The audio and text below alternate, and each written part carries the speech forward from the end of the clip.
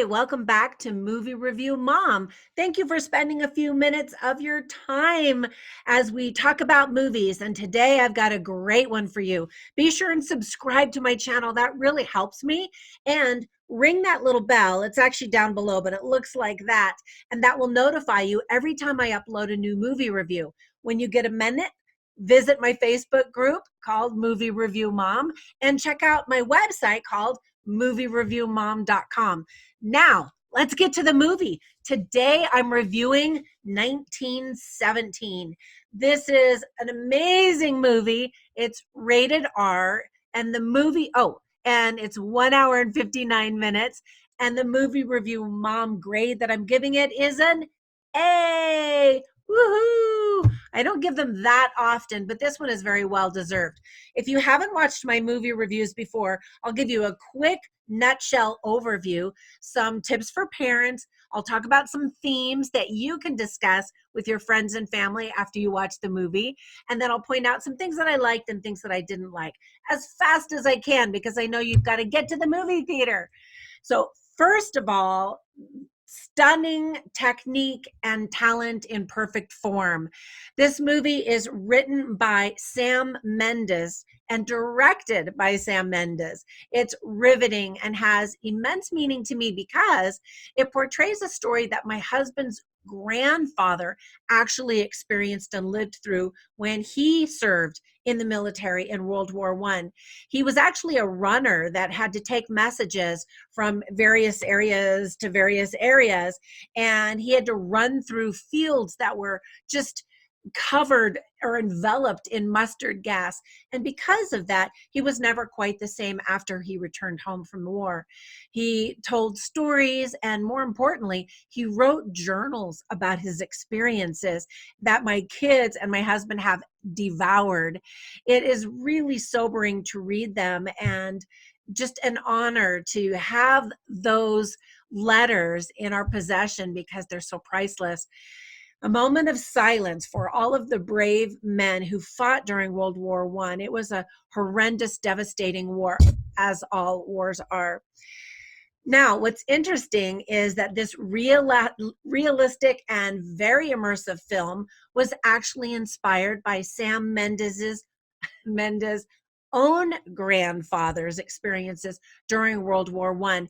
And his grandfather actually wrote memoirs in a book called The Autobiography of Alfred H. Mendes, 1897 to 1991.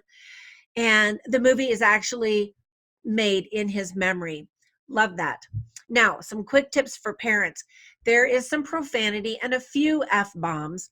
You see lots of dead horses and lots of dead bodies. Of course, they're all prosthetic, of course, but they look very real, complete with circling flies, rats, and black crows. You see a man's lifeblood literally drain from his face. You see, or you hear some French spoken with some subtitles. And you see a man kill another man with his bare hands, like in that devastating scene in the incredible movie Saving Private Ryan. That scene has haunted me for years, and that is probably my all-time favorite war movie.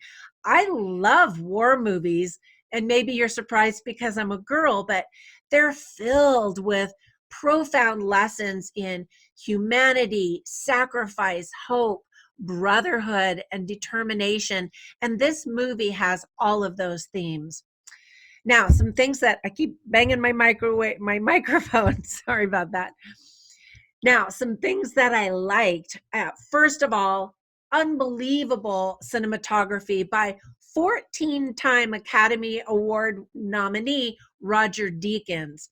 Surely the work that he does in this movie will win him an Oscar. It really should.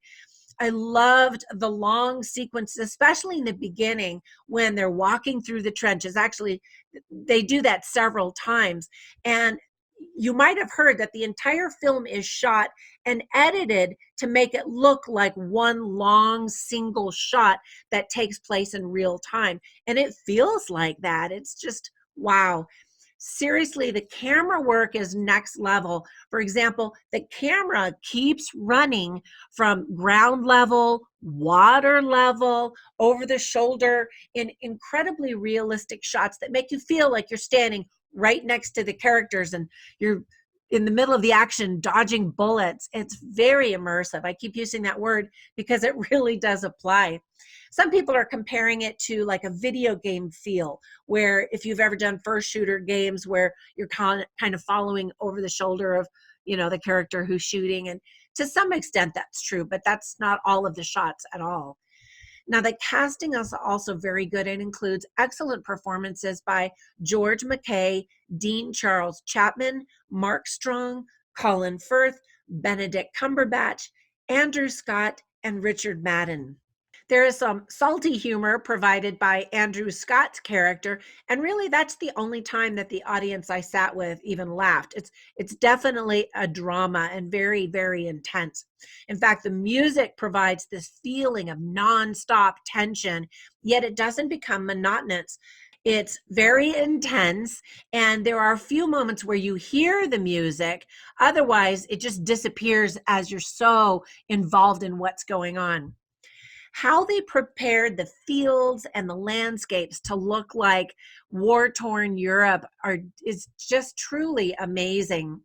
I loved how one of the characters, named Blake, hurt his hand on barbed wire at the very beginning of his journey, so that he had to continue babying it amidst his struggles. And every time he sees barbed wire, he's kind of freaked out a little bit. It was just a little detail that I thought was really powerful.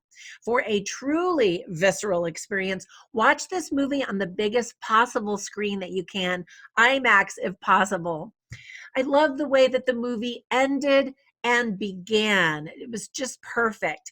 And overall, this movie doesn't feel like a typical Hollywood war movie where everyone has endless ammunition and you're not really feeling like people are in danger because they're always going to be able to, get out of the way of danger or dodge the bullets or whatever. It feels very, very real. Now, there are only a few things that I didn't like. There's a dark scene where you can't really tell what's going on. And some people say, oh, well, that was obviously a cut. But actually, the camera's still rolling and you could just barely make out shadows. This whole long running scene of the movie really is impressive, especially considering they don't just cut the scene, make another scene. There are a few moments where you can see maybe a CGI tree or something, but overall, it's just amazing. Now, the movie is much more about the technical feat, which it is, than what's actually happening to the characters in terms of character development. Certainly there is growth, but that's not what the whole movie is about. You just don't get to learn a lot about the characters, mostly because there isn't enough time. They're constantly running and dodging sniper fire or racing through fields. So you don't have a whole lot of time to sit and talk about life, like in Saving Private Ryan. There were some really interesting lines that I want to point out. One is by Benedict Cumberbatch's character, and he says, "Hope is a dangerous thing." And I love movies whose main theme is hope because it's so powerful. Another line is that I think is really, really powerful is when Schofield, played by George McKay, says, if we're not clever, no one will get to your brother, because they're trying to deliver this message that will save 1,600 soldiers as well as his own brother. And so he says, no one will get to your brother. And then Blake, played by Dean Charles Chapman, says, our brother, reminding him that they're the band of brothers. There's this brotherhood in the military that I think is so powerful and so compelling in movies.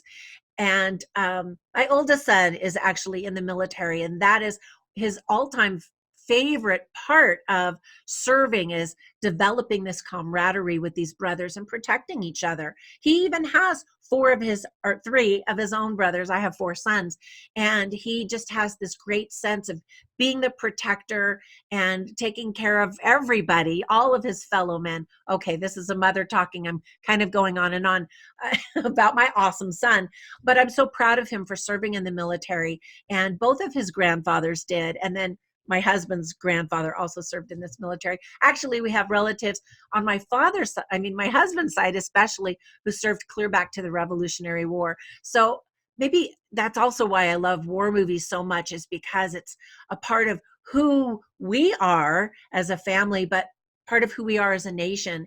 Anyway, it's very, very powerful. I wanted to tell you about a few other movies that I highly recommend. One is very closely related to this movie. It's called They Shall Not Grow Old. It came out about a year or so ago, and it's excellent. It's a documentary, and it's been colorized by Peter Jackson's team, which is amazing. And this movie, I felt like complemented that movie really well. When I did the movie review for that movie, I just came home from the movie theater and started filming. I didn't write down anything like I normally do. I'll research characters or actors and write it all up before I actually do the movie review. And I just was so stunned and in awe that I just talked about. You'll have to check out that movie review. But I also got more comments from that movie than any other movie that I've reviewed on YouTube. So you have to check that out as well. But it's a really powerful movie, different style. But if you enjoy this World War One genre, it's definitely a movie that you need to see. And then if you love Sam Mendes as a director, and he's done many things, you might also want to see Jarhead, which is another military movie that he directed. And then finally, of course, my favorite, Saving Private Ryan, all amazing military movies. Okay, thank you. I know I talked too long. I kind of started going on about my awesome son. He really is. But anyway, uh, thank you so much for spending a few minutes. I think you should definitely see this movie and see it again on the largest screen that you can to get the full impact of it. Thanks for spending time with me. Bye for now.